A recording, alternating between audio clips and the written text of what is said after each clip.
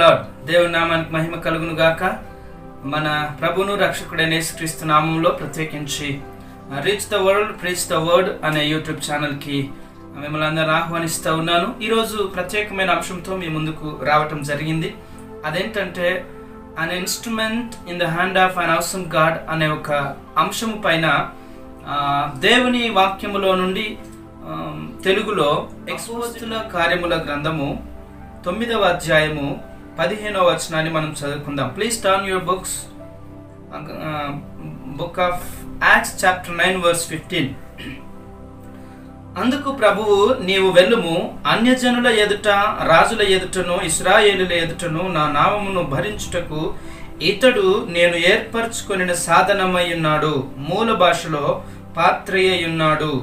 ఇతడు నా నామము కొరకు ఎన్ని శ్రమలను అనుభవింపవలెనో నేను ఇతనికి చూపుదునని అతనితో చెప్పాను. క్రైస్తవ్యాన్ని లేకుండా చేద్దాము అనే ప్రయత్నంతో సౌలు దమస్కు మార్గాన వెళుతూ ఉన్నప్పుడు ప్రభు అయిన యేసుక్రీస్తు మార్గ మధ్యంలో ఆయనకు కలిసి ఆయన జీవితాన్ని మార్చివేసినట్లుగా మనము అపోస్తలుల కార్యముల గ్రంథము 9వ అధ్యాయంలో మనం చూస్తాం ఆయన యొక్క చరిత్ర.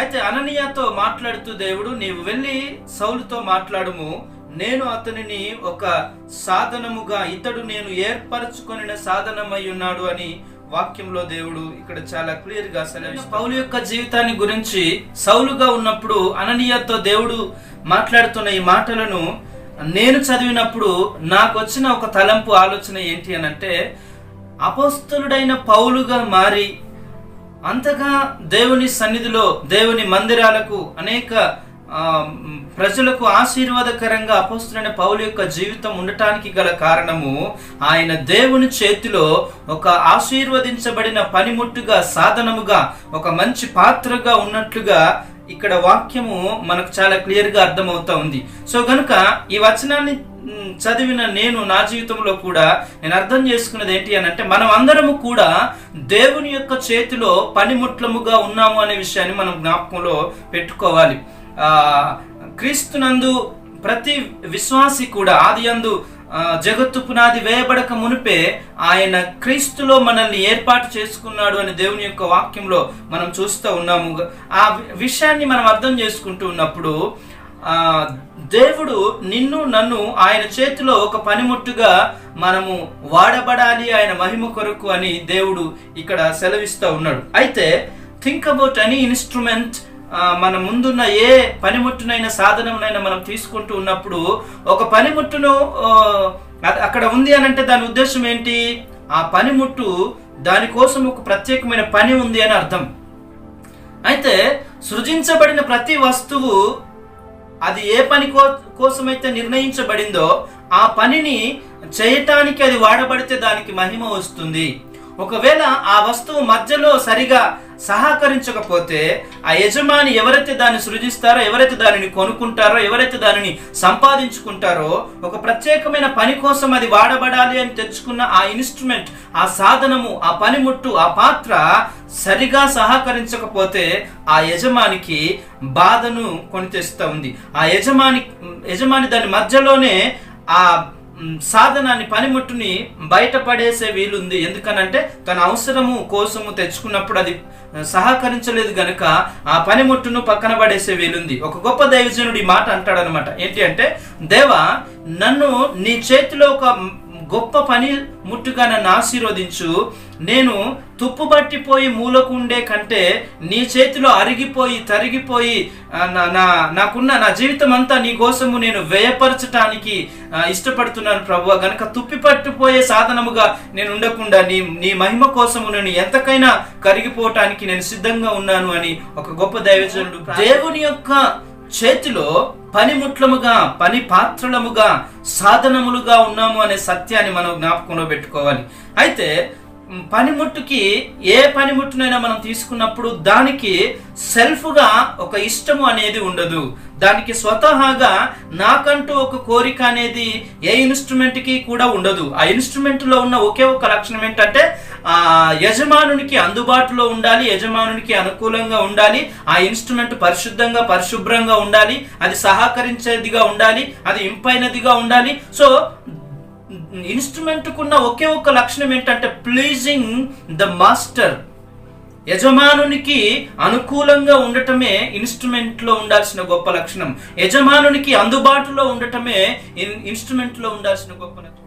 దేవుని చేతిలో గొప్ప పనిముట్టుగా, గొప్ప సాధనముగా వాడబడుతూ తన అనుభవంలో నుండి మనము కూడా దేవుని చేతిలో ఏ రీతిగా పని సాధనములుగా ఉన్నాము అనే విషయాన్ని 2 తిమోతికి రాస్తూ అపోస్తలుడైన పౌలు 2 తిమోతి చాప్టర్ 2 వర్స్ 15 లో ఈ విషయాన్ని రాయించాడు. You are an instrument in the hand of an awesome God. So if you are an instrument, what we have to what you and I need to be, ఎలా మనం ఉండాలి పని సాధనములుగా అంటే, English బైబిల్లో మొట్టమొదటిగా నేను ఇంగ్లీష్ వచనాన్ని చదువుతున్నాను. Study to show thyself approved unto God, a workman that needeth not to be ashamed, rightly dividing the word of truth. ఇక్కడ దేవుని యొక్క వాక్యంలో మనము దేవుని యొక్క బలమైన దేవుని చేతిలో పనిముట్లముగా, పని సాధనములుగా ఉన్నాము అనే విషయాన్ని అంగీకరిస్తూనే మనం ఇంకొక పని కూడా చేయాలి అని ఏంటంటే, స్టడీ టు షో thyself. మనల్ని మనము దేవుని యొక్క సన్నిధిలో సిద్ధపడాలి, సిద్ధపాటు కలిగి ఉండాలి. ఒక పనిముట్టు అది వాడబడాలి అని అంటే నిత్యము అది సిద్ధపరచబడుతూ ఉండాలి, ప్రిపరేషన్ లో ఉండాలి. తుప్పుబట్టిపోయిన స్థితిలో ఉంటే ఎవరు కూడా దాన్ని వాడటానికి ఇష్టపడరు. సో పని చేస్తూ ఉన్నప్పుడు అప్పుడప్పుడు డిస్టర్బెన్స్ చేస్తూ ఉండే ఇన్స్ట్రుమెంట్ ని ఎవ్వరు వాడాలని ఇష్టపడరు. సో గనుక మనము దేవుని యొక్క బలమైన చేతిలో పనిముట్లముగా, పని సాధనములుగా ఉండాలి అని అంటే, what we have to do is we need to be sharpened by the word of God. దేవుని యొక్క వాక్యం చేత మనము ఒక పనిముట్టుగా తయారవ్వాలి. దేవుని యొక్క బలమైన చేతిలో వాడబడటానికి వీలైన పని సాధనముగా మనము తయారవ్వాలి. సో ఎలా సాధ్యమవుతుంది? వాక్యమును చదువుట ద్వారా మాత్రమే అది సాధ్యమవుతుంది. Study to show thyself approved unto God. Telugu బైబిల్లో కానీ ఇంకా వేరే వర్షన్లో దేంట్లో కూడా, ఏ బైబిల్స్ లో కూడా ఈ మాట మెన్షన్ చేయలేదు. కేజీవి బైబిల్లో మాత్రమే చాలా క్లియర్ గా మెన్షన్ చేయబడింది. ఏంటంటే, study to show thyself approved unto God, a workman that needeth not to be ashamed, rightly dividing the word of truth. So మనము దేవుని యొక్క బలమైన సాధనముగా వాడబడాలి అని అంటే దేవుని యొక్క వాక్యాన్ని మనం తెలుసుకోవాలి. దేవుని యొక్క వాక్యాన్ని చదివి నేర్చుకునే వారముగా ఉండాలి. దేవుని ఎదుట సిగ్గుపడనక్కరలేని, తెలుగు బైబిల్లో దేవుని ఎదుట యోగ్యునిగాను సిగ్గుపడనక్కరలేని పనివానిగాను సత్యవాక్యమును సరిగా ఉపదేశించువానిగాను నిన్ను నీవే దేవునికి కనపరుచుకొనుటకు జాగ్రత్త పడుము.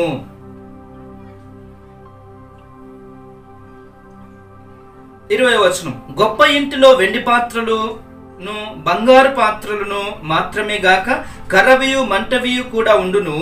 వాటిలో కొన్ని ఘనతకును కొన్ని ఘనహీనతకును వినియోగింపబడును. ఎవడైనను వీటిలో చేరక తన్ను తాను పవిత్ర పరచుకొనిన ఎడల వాడు పరిశుద్ధపరచబడి యజమానుడు వాడుకొనుటకు అర్హమై ప్రతి సత్కార్యమునకు సిద్ధపరచబడి ఘనత నిమిత్తమైన పాత్ర అయ్యుండును. దేవుని నామానికి మహిమ కలుగును గాక. సో మనము దేవుని యొక్క చేతిలో బలమైన, అర్హమైన పాత్రగా, వాడబడే పాత్రగా, సత్కార్యము చేయుటకు వీలైన పాత్రగా మనము ఉండాలి అని, దేవుని నామానికి మహిమను తెచ్చే పాత్రగా, పరిశుద్ధపరచబడిన పాత్రగా మనం ఉండాలి అని, సాధనముగా మనం ఉండాలి అని అపోస్తలుడైన పౌలు చెబుతా ఉన్నాడు.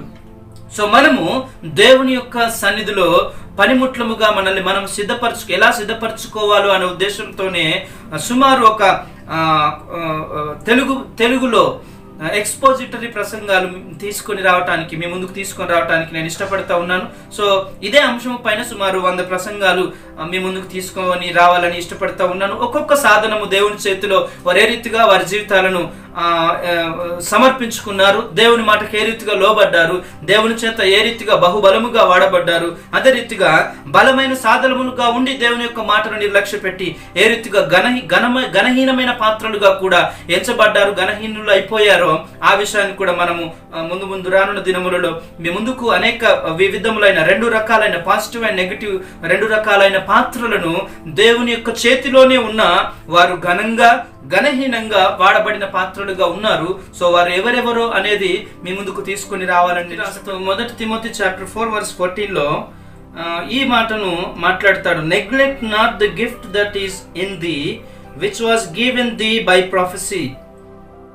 దేవుడు మనకిచ్చిన తలాంతులను మనము నిర్లక్ష్యం చేస్తే అవి ఆ రీతిగానే మూడు బారిన జీవితం లాగా మూడు బారినట్లుగా పనికి రాకుండా ఎవరికి ఏమాత్రం ప్రయోజనం లేకుండా అయిపోతాయి అనే విషయాన్ని ఇక్కడ అపోస్తలుడైన పౌలు తిమోతికి రాస్తా ఉన్నాడు. సో మనము కూడా దేవుడు మనకిచ్చిన వరాలను, దేవుడు మనకిచ్చిన తలాంతులను మనము మన కోసమే దేవుడు ఇవ్వలేదు. నీకు ఇవ్వబడిన తలాంతు నీ స్వప్రయోజనం కోసం కాదు, నీ కోసం ఎంత మాత్రం కాదు, కానీ మనము ఎదుటివారి కోసము, సంఘ క్షేమాభివృద్ధి కోసము, లోకంలో ఉన్న అనేకులను దేవునిలోనికి నడిపించటం కోసమే దేవుడు మనకు వరాలను ఇచ్చాడనే విషయాన్ని మనం జ్ఞాపకంలో పెట్టుకోవాలి. సో చాలా మంది ఈ గిఫ్ట్లను ఉద్దేశించి చాలా మంది తమను తాము ఎక్కువగా పొంగిపోతా ఉంటారు. నాకు అన్ని వరాలు దేవుడు ఇచ్చాడని విర్రవీగిపోతా ఉంటారు. So that is not at all right. ఎన్ని ఎక్కువగా వరాలు నీకు ఇవ్వబడితే అంత ఎక్కువగా నీవు దేవుని చేత వాడబడాలి అని అర్థం. అంతమందికి అంత ఎక్కువగా అనేకులకు ఆశీర్వాదకరంగా నీవు ఉండాలని దేవుని గురించి మనం ఆలోచన చేస్తూ ఉన్నప్పుడు, దేవుడు అందరి ఎడల తన రక్షణ సంకల్పాన్ని కలిగి ఉన్నానని, ప్రతివారు రక్షించబడటానికి యోగ్యులనే విషయాన్ని యోనా గ్రంథము మనకు పాపం యోనా, చాప్టర్ 2 పరేషాన్లో యోనా, చాప్టర్ 3 దేవుని పనిలో యోనా, చాప్టర్ 4 పారిపోవటంలో యోనా, పారిపోయేవాడుగా కనబడుతూ ఉంటాడు. సో ఈ విషయాన్ని మనము ఎక్స్పోజిటర్ మెసేజ్గా మనం విందాము. దేవుని యొక్క కృప, దేవుని యొక్క బలమైన హస్తము నడిపింపు ఉండునట్లుగా ప్రార్థన. అక్షరం పైన యోనాను గూర్చిన గ్రంథంలో నుండి అనేక విషయాలు మనం నేర్చుకునబోతా ఉన్నాం. మొట్టమొదటిగా చాప్టర్ 1:2లో, నినవే పట్టణస్థుల దోషము నా దృష్టికి ఘోరమాయను గనుక నీవు లేచి నినవే మహాపట్టణమునకు పోయి దానికి దుర్గతి కలుగునని ప్రకటించిన యోనా ప్రవచన వాక్యాన్ని ప్రజలకి ప్రకటించేవాడుగా ఉండాలి. సో ప్రకటించటము అనేది ప్రవక్త అయిన యోనా యొక్క పని. సో గనుక దేవుని యొక్క ప్రత్యక్షత ఆయనకు కలిగి, వాక్యము ద్వారా దేవుడు యెహోవా వాక్కు ఆయనకు ప్రత్యక్షమై ఆ ప్రణాళికను తెలియజేశాడు. సో గనుక ప్రవక్త ప్రకటించే పనిలో ఉండాలి అని యోనాకు తెలియపరచబడింది. అయితే 3వ వచనంలో మనం చూస్తే అక్కడ దేవుని యొక్క వాక్యంలో యోనా యొక్క ప్రవర్తన, యోనా యొక్క వ్యక్తిత్వం మనకు కనబడుతూ ఉంది. అయితే యెహోవా సన్నిధిలో నుండి తర్షీషు పట్టణమునకు పారిపోవలనని యోనా యొప్పేకు పోయి తర్షీషునకు పోవు ఒక ఓడను చూచి ప్రయాణమునకు కేవు ఇచ్చి యెహోవా సన్నిధిలో నిలువక ఓడవారితో కూడి తర్షీషునకు పోవుటకు ఓడ ఎక్కెను. సో యోనా ఏ రీతిగా మనకు కనబడుతూ ఉన్నాడు ఇక్కడ అంటే, దేవుని వాక్యము మనం యోహాను పత్రికలో చదువుతున్నప్పుడు వాక్యం ఏమని సెలవిస్తూ ఉందంటే, యవనస్తులారా మీరు బలవంతులు, ఏలయనగా దేవుని యొక్క వాక్యము మీలో నిలిచి ఉన్నది అని వాక్యం సెలవిస్తూ ఉంది. సో ఇక్కడ యోనా యొక్క జీవితంలో దేవుని యొక్క ప్రత్యక్షత, దేవుని యొక్క వాక్కు ఉన్నది కదా. అయితే దేవుని యొక్క వాక్కును కలిగిన యోనా, ప్రత్యక్షతను కలిగిన యోనా దేవుని మాట ప్రకారము చేయకుండా ఆయన సొంత ఆలోచన ప్రకారముగా ఇక్కడ ఏదో ప్రయత్నాలు చేస్తూ ఉన్నట్లుగా మనకు కనబడుతూ ఉంది. సో యోనా ప్రవక్తయే గాని పిరికివాడుగా ఉన్నట్లుగా మన చేతుల్లో ఒక సాధనముగా పనిముట్టుగా ఈయన కనబడుతూ ఉన్నాడు.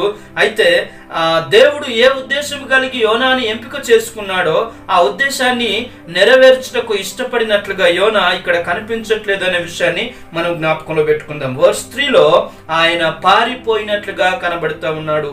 సో ప్రవక్త అయిన యోనా పిరికివాడుగా పారిపోయిన యోనా గా మనకు కనబడుతూ ఉంది. వర్స్ 10లో కూడా తాను యెహోవా సన్నిధిలో నుండి పారిపోవచ్చున్నట్టు అతడు ఆ మనుషులకు తెలియజేసి ఉండను గనుక వారా సంగతి తెలుసుకొని మరింత భయపడి అని వాక్యం సెలవిస్తాం. సో యోనా ఎక్కడి నుండి పారిపోయాడు? క్షేమమును, భద్రతను, కాపుదలను, జీవితానికి ఒక ఉద్దేశాన్ని, ఒక గమ్యాన్ని, ఒక ఆధిక్యతనిచ్చేటటువంటి దేవుని యొక్క సన్నిధిలో నుండి యోనా పారిపోతూ ఉన్నట్లుగా దేవుని యొక్క వాక్యములో మనం చూస్తూ ఉన్నాం. 6వ వచనాన్ని మనం చదువుకుందాం. 6వ వచనంలో, అప్పుడు ఓడ నాయకుడు అతని యొద్దకు వచ్చి, ఓయే నిద్రపోతా, నీకేమి వచ్చినది? లేచి నీ దేవుని ప్రార్థించుము, మనము చావకుండా ఆ దేవుడు మన యందు కనికరించునేమో అనెను. సో ఇక్కడ మనము 4వ వచనం నుండి చదువుతా ఉన్నప్పుడు, అయితే యెహోవా సముద్రం మీద పెద్ద గాలి పుట్టింపగా సముద్రమందు గొప్ప తుఫాను రేగి ఆ ఓడ బద్దలైపోవు గతి వచ్చును. కాబట్టి నావికులు భయపడి ప్రతివాడును తన తన దేవతను ప్రార్థించి ఓడ చులకన చేయుటకై అందులోని సరుకులను సముద్రములో పారవేసిరి. అప్పటికి యోనా ఓడ దిగువ భాగమున పోయి పండుకొని గాఢ నిద్రపోయి ఉండెను. రైట్, ఇక్కడ ప్రవక్త అయిన యోనా ఏం చేస్తున్నాడు? పడుకున్నట్లుగా మనం చూస్తా ఉన్నాం.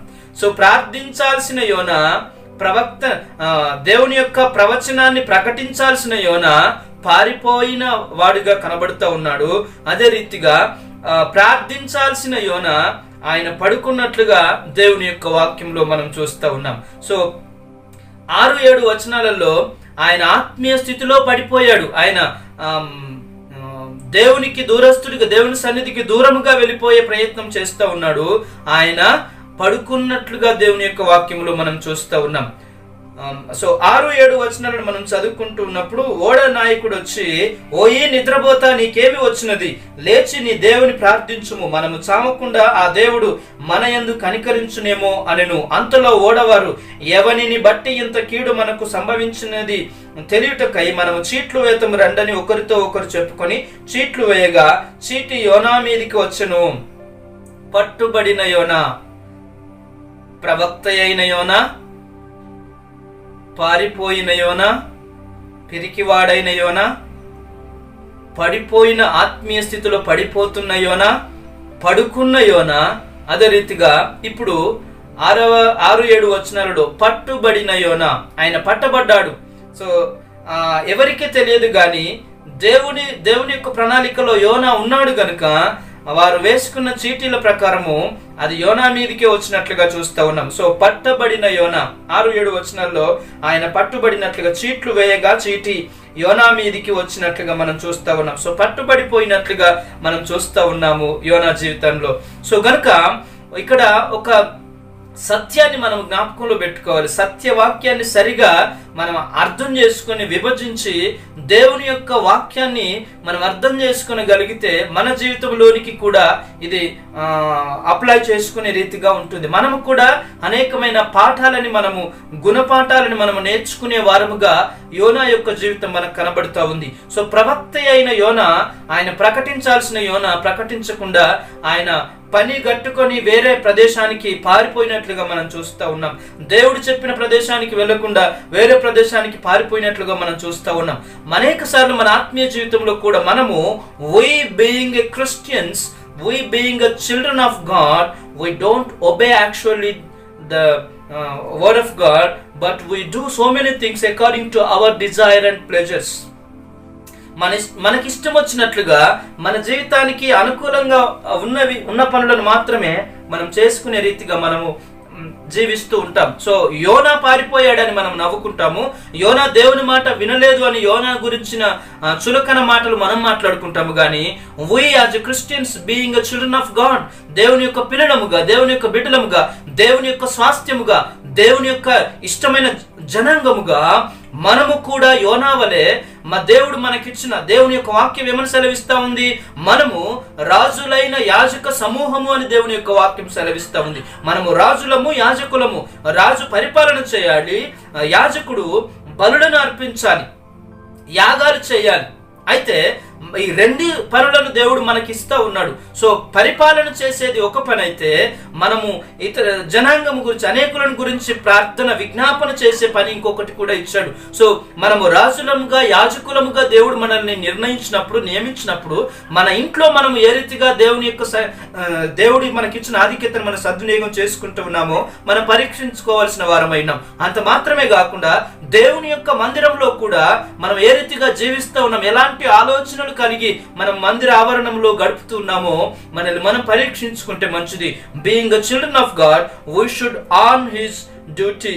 దేవుని యొక్క పరిచర్య పైన, దేవుని యొక్క పరిచర్యలో మనము బాధ్యత కలిగి పనిచేసే వారముగా ఉండాలి అని దేవుడు ఇష్టపడతా ఉన్నాడు. So every Christian must do his own work and also his God's work.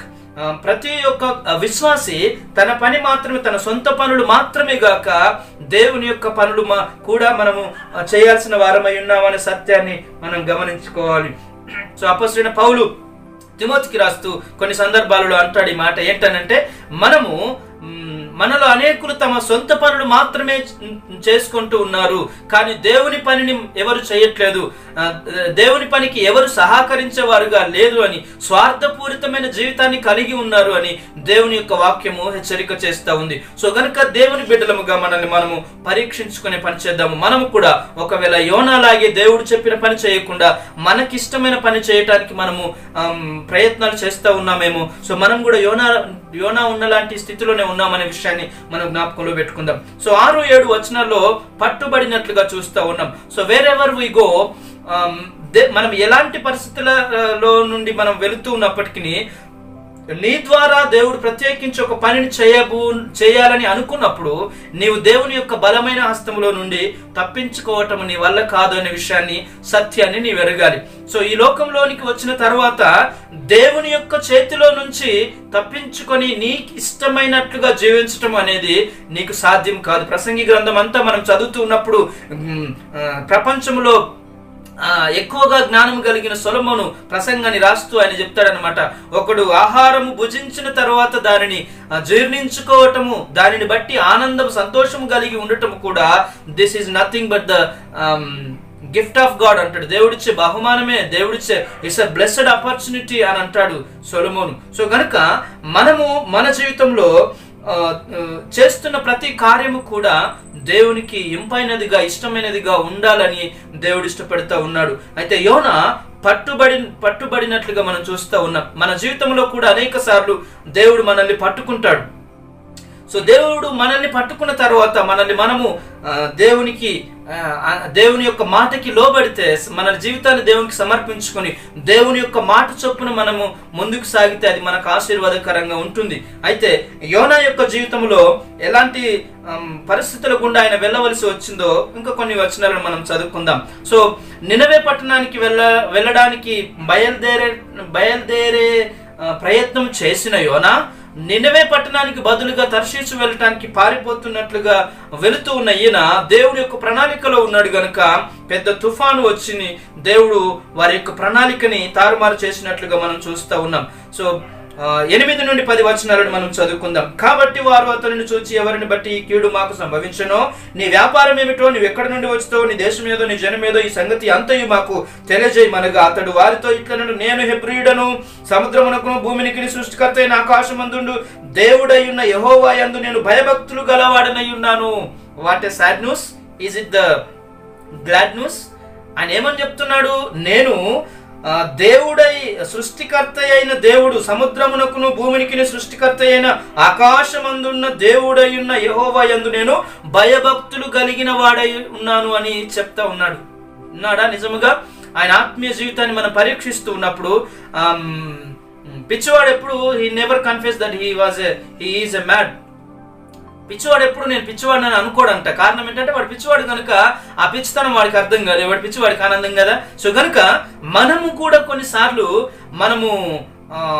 మన పరిస్థితిని మనం అర్థం చేసుకోకుండా మనం మంచివారమే కదా అని అనుకుంటాం, మనము ప్రార్థన పరులమే కదా అని అనుకుంటాం, మనం దేవుని యొక్క వాక్యాన్ని సరిగా చదువుకుంటున్నాము కదా అని అనుకుంటాం. సో అనేకుల కంటే మనం గొప్పవారంగా ఉన్నాము కదా అని అనుకుంటాము. కానీ మనం పడిపోయిన స్థితిలో ఉన్నాము, ఏవో ప్రమాదం పొంచి ఉంది అనే సత్యాన్ని మాత్రము గుర్తించలేకపోతున్నాం. ఇది ఆత్మీయ జీవితంలో పడిపోయిన వ్యక్తిత్వంలో చూసే లక్షణాలు అన్నమాట. సాతానుడు మనల్ని ఏ రీతిగా తీసుకుని వెళతాడు అని అంటే, ఒకటేసారి పడిపోయిన అనుభవంలోనికి తీసుకుని వెళ్ళడు సాతానుడు. కానీ మనకు తెలియకుండానే ఏర్పడకుండా, చాప కింద నీరులాగా ఏర్పడకుండా మనం ఆత్మీయ జీవితంలో పతనమైపోయేటట్లుగా చేస్తాడు. కానీ మనకు ఎప్పుడు అర్థమవుతుంది అని అంటే, ఆ పరిస్థితిలో నుంచి బయటకు వచ్చి ఎవరైనా ఏదైనా పెద్ద సమస్యను మనం ఎదుర్కొన్నప్పుడు అప్పుడు అర్థమవుతుంది మన ఆత్మీయ స్థితిలో మనము పడిపోయామనే సంగతి మనకు అర్థమవుతా ఉంది. సో ఇక్కడ యోనా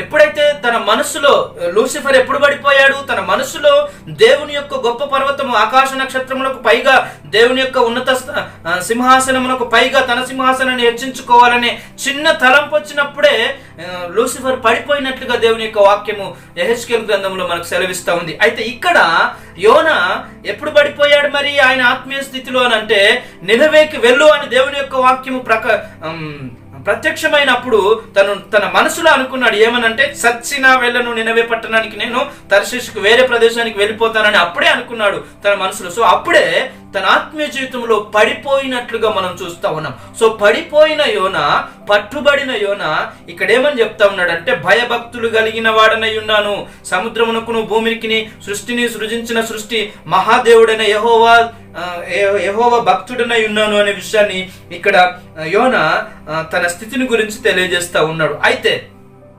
తనను తాను ఆ రీతిగా పరిచయం చేసుకున్నట్లుగా మనం చూస్తా ఉన్నాం. సో తనను తాను పరిచయం చేసుకున్న యోనా ఏమని పరిచయం చేశాడనంటే, నేను దేవుని ప్రవక్తను అనే విషయాన్ని ఆయన చెప్తా ఉన్నాడు. సో నేను దేవుని యందు భయభక్తులు కలిగిన వాడును అనే విషయాన్ని యోనా తనను గూర్చి తాను చెప్పుకుంటూ ఉన్నాడు. అయితే 11వ వచనంలో నుండి మనము చదువుతూ ఉన్నప్పుడు, అప్పుడు వారు సముద్రము పొంగుచున్నది, తుఫాను అధికమవుతున్నది, సముద్రము భూమికి రాకుండా మా మీదికి రాకుండా నిమ్మలించినట్లు మేము నీకేమి చేయవాలనని అతను అడగగా, యోనా నన్ను బట్టి ఈ గొప్ప తుఫాను మీ మీదికి వచ్చుచున్నదని నాకు తెలిసినది, నన్ను ఎత్తి సముద్రంలో పడవేయుడు, అప్పుడు సముద్రము మీ మీదికి రాకుండా నిమ్మలించునని అతడు వారితో చెప్పెను.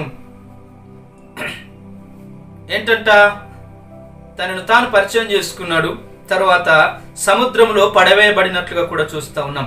సో చివరికి వారు చాలా ప్రయత్నాలు చేసి ఫైనల్గా ఏం చేశారు అని అంటే, 15వ వచనం వరకు మనం చదివితే ఫైనల్ గా మనకి ఏమర్థం అవుతుంది అంటే, తాను పడవేయబడ్డాడు, సముద్రంలో పడవేయబడిన యోనాగా మనం చూస్తూ ఉన్నాం. సో తనను తీసి సముద్రంలో పడేసినట్లుగా కూడా మనం చూస్తూ ఉన్నాం. కాబట్టి వారు, యెహోవా నీ చిత్త ప్రకారం నీవే దీన్ని చేస్తేవి, మనిషిని బట్టి మమ్మను లయపరచకుందువుగాక, నిర్దోషిని చంపితిరన్న నేరము మా మీద మోపుకుందువుగాక అని యెహోవాకు మనవి చేసుకుని యోనాని ఎత్తి సముద్రములో పడవేసిరి.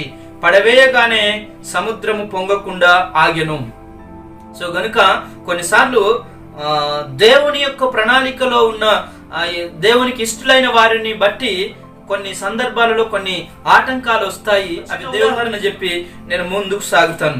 ఉదాహరణ ఏంటంటే, ఒక 2 months బ్యాక్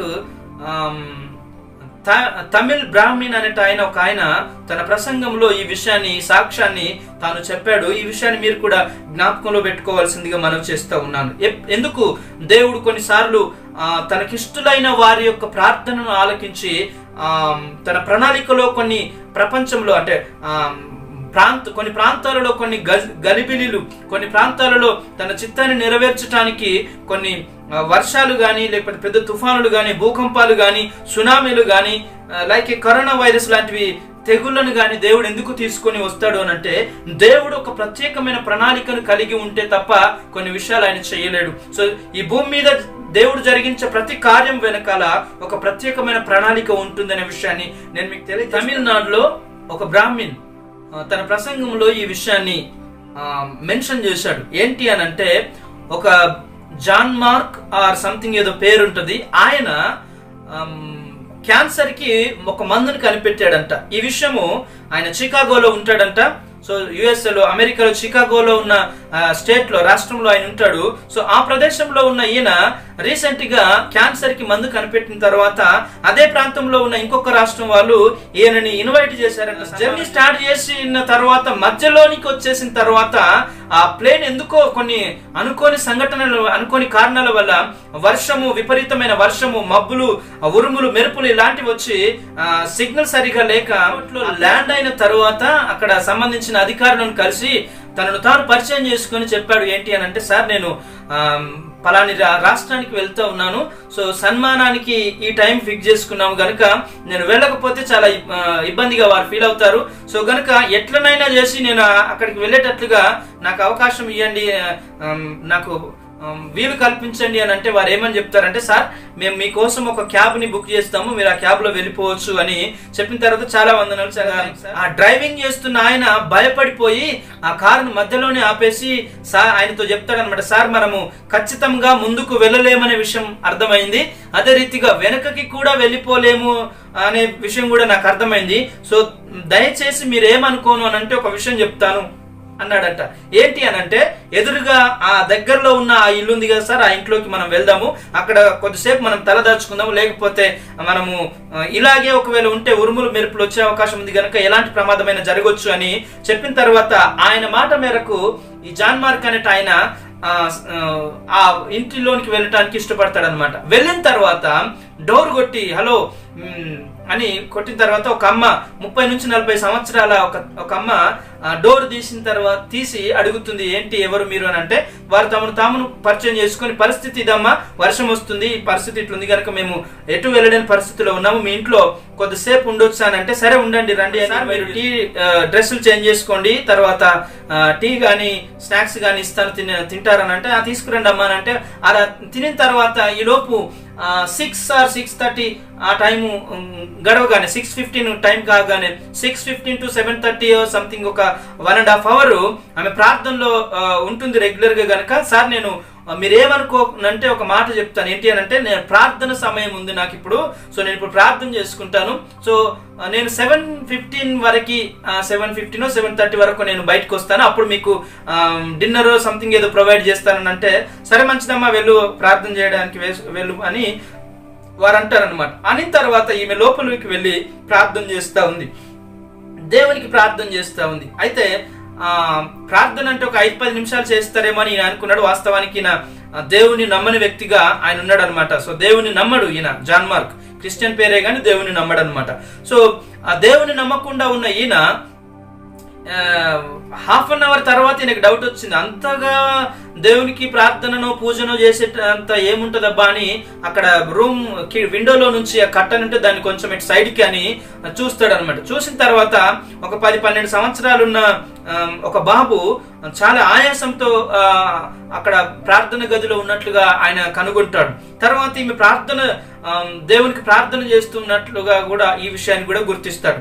ఈ సమయం అయిపోయిన తర్వాత అమ్మ బయటకు వచ్చిన తర్వాత విషయాన్ని తెలుసుకున్న ఆయన అడుగుతాడు అనమాట, అమ్మ ఏమైంది, అసలు నువ్వు ఏమని ప్రార్థన చేస్తున్నావు, ఎందుకు ప్రార్థన చేస్తున్నావు, ఇంత సమయం ఎందుకు టైం కేటాయిస్తున్నావు అని అంటే, సార్ పరిస్థితి ఏంటంటే గత కొన్ని దినములుగా నా కుమారుడు క్యాన్సర్ తో బాధపడుతూ ఉన్నాడు. అయితే నేను క్యాన్సర్ కి ట్రీట్మెంట్ చేయించడానికి నా దగ్గర ఏమాత్రం డబ్బులు లేవు, వెళ్ళటానికి అవకాశం కూడా లేదు గనక చికాగో ప్రాంతంలో ఒక ఆయన క్యాన్సర్ కి మందు కనిపెట్టాడంట. అయితే ఆయన ఈ లోకల్లో ఒక ప్రాంతానికి వస్తున్నాడంట. సో ఆయనను కలుసుకోవటానికైనా నేను వెళ్ళాలనే ప్రయత్నం చేస్తూ ఉన్నాను. సో గనక ఆయనను కలుసుకుంటే నా కుమారుడు బ్రతుకుతాడేమో అని, దేవా ఆయనను కలుసుకునే రీతిగా నాకు సహాయం చేయమని నేను ప్రార్థన చేస్తున్నాను అని ఆ అమ్మ చెప్పిందంట. వెంటనే ఈయన లోపల షాక్ అయిపోయి, అంటే ఈ తుఫాను గాని వర్షం గాని ఉరుములు మెరుపులు స్టార్టింగ్ నుంచి రావటానికి ఆటంకం పరచడానికి గల ముఖ్య ఉద్దేశము వేరే ఇంకేమీ కాదు గాని తనను తాను ఒప్పుకుంటాడు అనమాట. అమ్మ ఆ మార్కు అంటే ఎవరో కాదు, ఆ జాన్ మార్కు నేనే, ఆయనని క్యాన్సర్ కు మందును కనిపెట్టింది నేనే అమ్మా. సో మీ దేవుడు చాలా గొప్పవాడు. సో మీ దేవుడు నీ ప్రార్థన నీవు ప్రతిరోజు చేస్తున్న ప్రార్థన వల్ల దేవుడు నన్నే నీ ఇంటికి వచ్చేటట్లుగా చేశాడు గనక నీ దేవుడు ఖచ్చితంగా గొప్ప దేవుడని ఆయన ఆ ప్రాంతంలో ఆ మాటను ఒప్పుకొని నీ దేవుడు గొప్పవాడని తనను తాను చెప్పుకొని, తర్వాత కొన్ని దినముల తర్వాత ఆయనను ఆ కుమారుని ఒక ప్రత్యేకమైన ప్రదేశానికి తీసుకుని వెళ్ళి ట్రీట్మెంట్ ఇప్పించి, ఆ ట్రీట్మెంట్ కావాల్సిన డబ్బులన్నీ తానే చూసుకొని ఖర్చులన్నీ తానే భరించి మంచి ఆరోగ్యవంతునిగా చేసి దేవుని మహిమపరుస్తారని ఆ తమిళ్ బ్రాహ్మణుడు తన సాక్ష్యంలో మెన్షన్ చేశాడు. So it is not because of anything. అయితే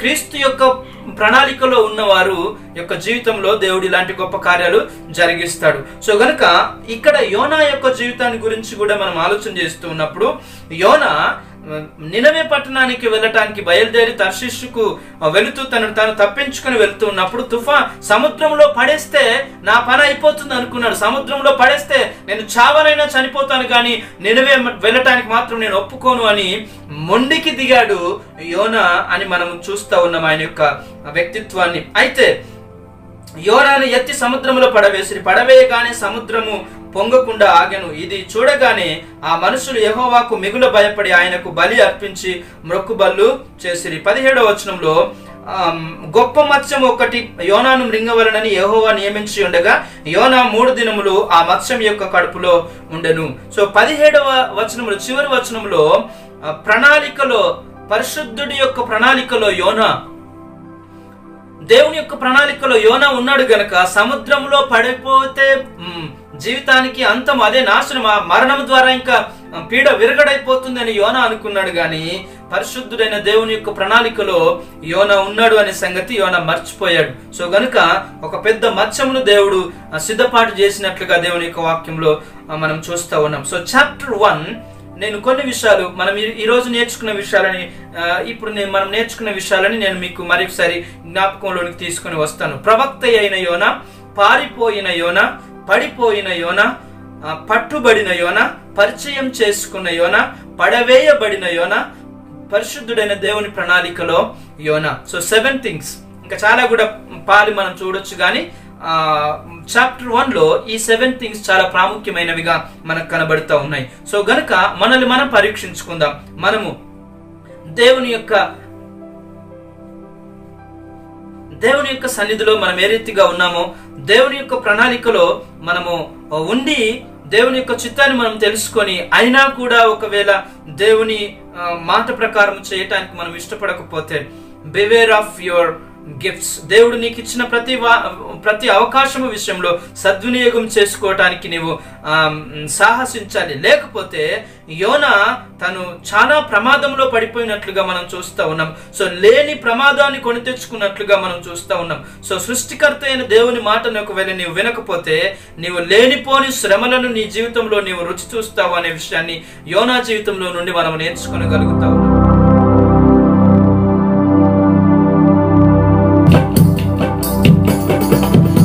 సరి అయిన రీతిగా వాడబడుటకు అనువైన పాత్రగా మార్చు నీ కొరకు. సరి అయిన రీతిగా వాడబడుటకు అనువైన పాత్రగా మార్చు నీ కొరకు.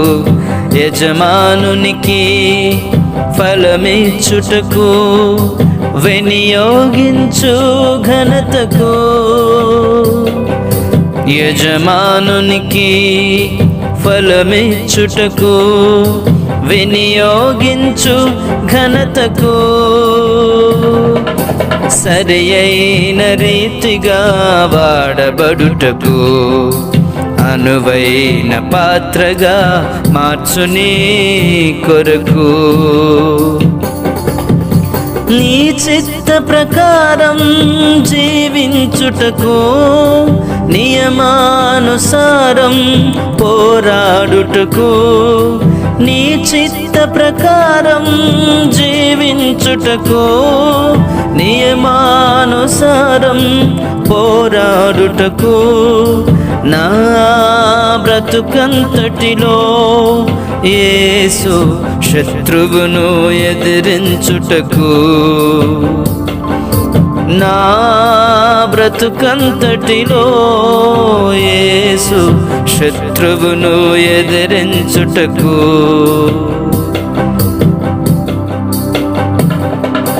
యజమానునికి ఫలమిచ్చుటకు వినియోగించు ఘనతకు.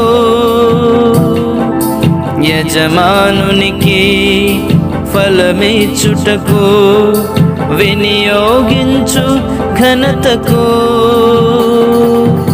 సరి అయిన రీతిగా వాడబడుటకు అనువైన పాత్రగా మార్చు నీ కొరకు. సరి అయిన రీతిగా వాడబడుటకు అనువైన పాత్రగా మార్చు నీ కొరకు. నీ వాక్యము చదివి ధ్యానించుటకు సామర్థ్యము కలిగి బోధించుటకు. నీ వాక్యము చదివి ధ్యానించుటకు సామర్థ్యము కలిగి బోధించుటకు. ఏ శ్రమ కలిగినను యేసు ఓపికతో సహించుటకు. ఏ శ్రమ కలిగినను యేసు ఓపికతో సహించుటకు. యజమానునికి ఫలమిచ్చుటకు వినియోగించు ఘనతకు. యజమానునికి ఫలమిచ్చుటకు వినియోగించు ఘనతకు. ఓ సరి అయిన రీతిగా వాడబడుటకు అనువైన పాత్రగా మార్చు నీ కొరకు. నీ ప్రేమను గూర్చి చాటించుటకు సత్కార్యము ద్వారా చూపించుటకు. నీ ప్రేమను గూర్చి చాటించుటకు సత్కార్యము ద్వారా చూపించుటకు. నా బలమంతటిని యేసు పరిచర్యలో కరిగించుటకు. నా బలమంతటిని యేసు పరిచర్యలో కరిగించుటకు. యజమానునికి ఫలమిచ్చుటకు వినియోగించు ఘనతకు. యజమానునికి ఫలమిచ్చుటకు వినియోగించు ఘనతకు. సరి అయిన రీతిగా వాడబడుటకు అనువైన పాత్రగా మార్చు నీ కొరకు. సరి అయిన రీతిగా వాడబడుటకు అనువైన పాత్రగా మార్చు నీ కొరకు. దేవుని యొక్క వాక్యం హెచ్చరిక చేస్తా ఉంది. లేనిపోని చాలా ప్రమాదకరమైన సంగతులను, చాలా ప్రమాదకరమైన విపత్తులు నీ జీవితంలో నీవు రుచి చూస్తావు అని. ఒకవేళ దేవుడు యోనాని కరుణించి ఆ సముద్రంలో నుంచి కాపాడుటకు గొప్ప మత్స్యాన్ని సిద్ధపరిచాడు, కానీ నీ జీవితంలో, నా జీవితంలో దేవుని యొక్క ప్రణాళిక ఏంటో తెలియదు గనక యోనా వలె మనం దేవుని మాటను మీరకుండా దేవుని యొక్క చిత్తాన్ని చేయుటకు మనల్ని మనము సమర్పించుకునే ప్రయత్నం చేద్దాం. Let us close our eyes. కళ్ళు మూసుకుందాము, దేవునికి వందనాలు చెల్లించుదాము. యోనా జీవితం వలె మనల్ని మనము ఆ రీతిగా దేవుని యొక్క చిత్తానికి విరోధముగా చేసుకొనకుండా దేవుని యొక్క ఇష్టాన్ని మనం తెలుసుకున్న తర్వాత దేవుని మాటని మనం అంగీకరించి హృదయపూర్వకంగా ఆయన చిత్తాన్ని మనం చేసేవారముగా ఉన్నప్పుడే దేవుని యొక్క చేతిలో బలమైన ఇన్స్ట్రుమెంట్ గా, పని సాధనముగా, పనిముట్టుగా మనం ఉండగలుగుతాము. ఆ పనిముట్టు ద్వారా దేవుని నామానికి మహిమ అని దేవుని యొక్క వాక్యము సెలవిస్తాం. దేవునికి అప్పగించుకుందాం. పరిశుద్ధమైన తండ్రి, నీకు వందనాలు. అదే రీతిగా విన్న వాక్యమును బట్టి మా జీవితాలను సరిచేసి దేవ, మా జీవితాలను మేము ఆత్మీయ జీవితంలో ఇంకా నాయన లోతుల్లోనికి వెళ్ళి మీకు మహిమకరంగా జీవించేటటువంటి జీవితాలను మాకు దయచేయమని మీకే మహిమ ఘనత ప్రభావం చెల్లించుకుంటూ యేసయ్య నామములో ప్రార్థించి వేడుకొంచున్నాం తండ్రి. ఆమేన్, ఆమేన్. అందరికి వందనాలు. ప్రత్యేకించి దేవుని యొక్క వాక్యం ఇంతవరకు విన్నందుకు ప్రత్యేకించి ఒక విషయాన్ని గమనించాల్సిందిగా మనం చేస్తూ ఉన్నాను. ఏంటంటే, మనం విన్న వాక్యము, మీరు విన్న ఈ వాక్యము ఒకవేళ మీకు ఆశీర్వాదకరంగా ఉంటే అనేకులకు మీరు పంచుకునే అనే అంశం పైన కనీసం ఒక 100 ప్రసంగాలు చేయాలని ఆలోచన కలిగి ఉన్నాను. సో దేవుడు నాకు ఆ తలంపునిచ్చాడు, భారంనిచ్చాడు. సో కనుక ఆ దిశగా నేను ముందుకు సాగినట్లుగా దేవుని యొక్క సహాయము, సహకారము, ఆత్మ నడిపింపు నాతో ఉండులాగున, నాకు సమయోచితమైన జ్ఞానాన్ని దేవుడిచ్చులాగున నా కోసం ప్రార్థన చేయండి. If God's will, I'm going to come with another message. నా కోసము ప్రార్థన చేయండి. ఇంతవరకు దేవుని యొక్క వాక్యాన్ని విన్నందుకు ప్రత్యేకించిన వందనాలు తెలియజేస్తున్నాను. Thank you. God bless you.